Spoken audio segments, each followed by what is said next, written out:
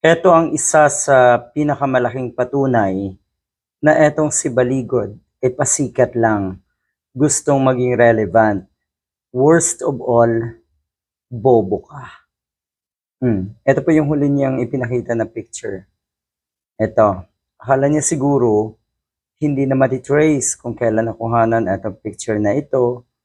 Akala niya siguro wala nang way to confirm kung ano yung or kailan yung tinatawag na profile date time na itong picture na ito. Yan ang hindi mo alam. Lawyer ka, oo. Meron kang kaalaman sa profession mo. Pero wag kasi tayong masyadong pakasiguro na alam natin lahat.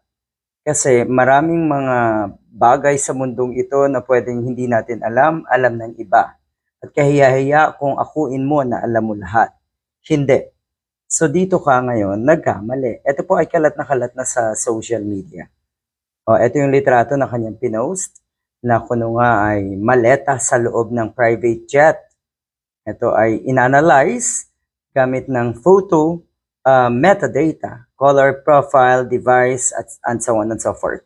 At lumabas nga po na 2018 pa itong picture na ito. Sa pool, tumbok na naman.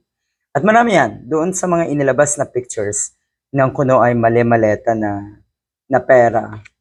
Karamihan doon ay na-trace na ito ay either 2018, 2016, or earlier than 2022. So yan, napakaliwanag na mukhang alam na natin na itong mga kasinungalingan na ito ay posibleng inihanda nyo para sirain ang nasa Malacanang.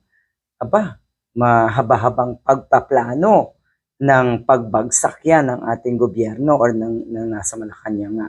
Ibig sabihin, kahit anong narrative daw ninyo tungkol sa VIP na pasahero o maleta na may pera, ang litrato ay lumang asset at hindi pwedeng gamitin bilang ebidensya sa kasalukuyang claim.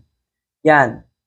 Kaya kayo ng mga DDS na naniniwala pa rin dito sa mga inilalabas na photos ng kuno ay mali-maletang ang pera na dinideliver kung kani-kanino.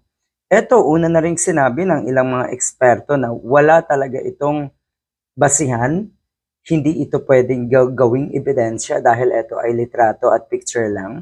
Wala kang nakita na ni isang trace or video man lang ng kung sino ang tumanggap at kung talaga nga ba na ang laman nito ay pera.